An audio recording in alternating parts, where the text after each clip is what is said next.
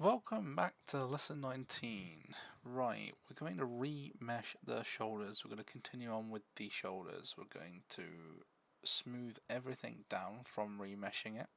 It's always good to get a pattern flowing, like when you remesh, smooth things over and then sharpen things if you need to with the draw sharp, or the pinch if you need to sharpen things even more, and of course the scrape. Um, Actually, the more I do this, the more I realize how I really become to like the scrape tool, just making things more 3D when sculpting, making the edges a lot more sharper. So as you can see, as I'm going over the armor, we want to add a bit of we want to add like the trim around the outside of the edges. And all we're doing is using the draw sharp brush, just pushing and pulling and then smoothing it over. So that's just shift left click to smooth, control left click and push in the geometry, and then just the left click to draw. So I'm trying to get that nice and smooth and round, and then we're going to add the detail over the top. Again, we're just using the draw sharp brush. You can follow along if you want, or you can design your own sort of pattern. It's completely up to you. I've spent nearly all day just on the shoulders alone, literally all day today, just doing the shoulders, because there is so much detail and so many ideas that I have personally to create and make these shoulders. I kept on going back and over and redoing things. So with so much gigabytes of recording I had, tried to put together all the best parts when sculpting this. So using the draw sharp and brush, I am just pushing in at the edges, using the scrape to make the edges stand out, and then using the grab tool to push and pull things in. So later on I will more than likely remesh again for higher topology to make things a bit more crisp and sharp looking. Unfortunately, I lost a bit of footage. In a moment you'll see it will complete the bottom part of the shoulder, but not to worry, it is the exact same process. There we go, it just jumped there. The exact same process as what we did on the top part earlier in the video, where you're just using the grab brush, the draw brush, and then the scrape brush just to flatten and make the edges more sharper. Here I just thought I'd make a little fancy bird looking thing with wings at the bottom end of the shoulders, and then just smooth that over to make it look nice.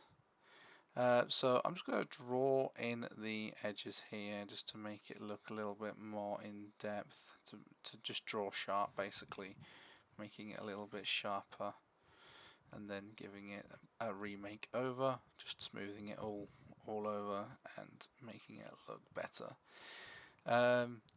You can spend hours, days, months just working on one little piece. It's absolutely crazy.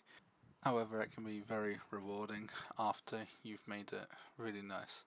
So now onto the spikes. We're just going to use the grab tool. We're just going to grab roughly the centerpiece between the two little lips of the top end of the shoulder.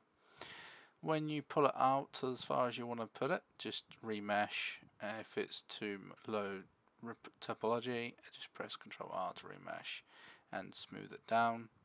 I created some sort of like spearhead, which I thought was pretty cool, and this was the idea and the inspiration I got from this. This was actually kind of accidental, but I kind of like it.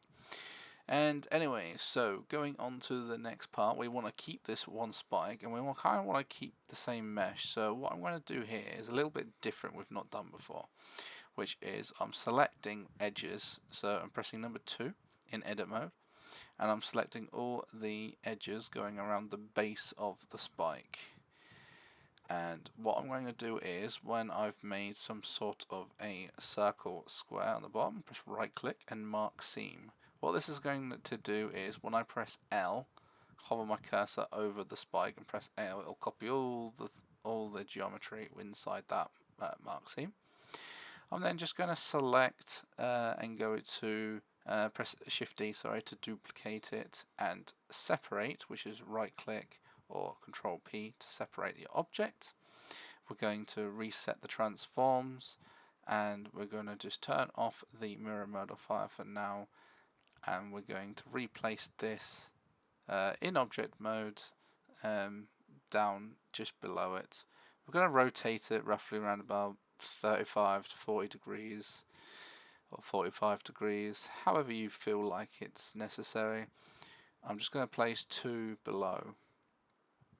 So we're just going to place 1 just below like so, and we're just going to move that along and get that nice and lined up. Sometimes I forget that I'm recording and I just get carried away and I go really quick. Do apologise about that. If you have any questions, feel free to ask in my Discord. We can easily remesh these together after we've moved them into place, once we've put them into the position we want them to. I'm just trying to keep it in center. Don't want to rotate it on the y-axis, just rotate it on the x-axis if need be. I've come to like the little transform gizmo tool. I've not, in my previous work, I haven't used it as much, but it's much easier for a quick workflow, definitely. And now for the third spike, I'm just going to place that again just a little bit below. It seems to me it's a bit too much on the angle, so I'm just going to rotate that back up in just a second. All I'm trying to do here is just make sure it's in the bottom of the shoulders, so the mesh is clipping through, which will be absolutely fine. Because what we'll do is, once we have positioned these into the position we want, we would then select them both in object mode, and then select the shoulders last because it's our main object, and then just right click and join. So we're making it all together into one object. And sometimes it's handy actually when you're having to use when you're switching between objects, using objects in sculpting mode, you can definitely play around with it halfway through. Say for example, if I made an object of a spike, which I will probably will later on, this is just for sculpting purposes. I feel like I might need to make a better one, a better looking one, make it more sustainable, make it more sharp. So when I have placed these into the correct area, I've selected all 3 and then just click join. And whilst it's in object mode, I'm going to select these 2. Well, they're all going to be selected in object mode. So we'll just go back to sculpt mode. And what we're going to do is we're going to go up and click on the remesh button. Not the remesh, sorry. On the mirror on the XYZ, we're going to hit symmetrize. So it's going to symmetrize on the other side of the shoulders, as you saw, and the mirror modifier is going to duplicate it on the other side. We're going to come back to these later on and go over, and we'll use an actual object and make it more sharp. Just going to smooth out over the bottom parts after you've remeshed, so Control R.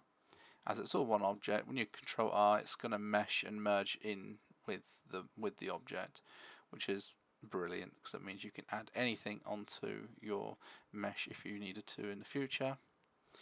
Anyway, so much to cover. We need to do a little bit more on the shoulders, and we will continue in the next lesson.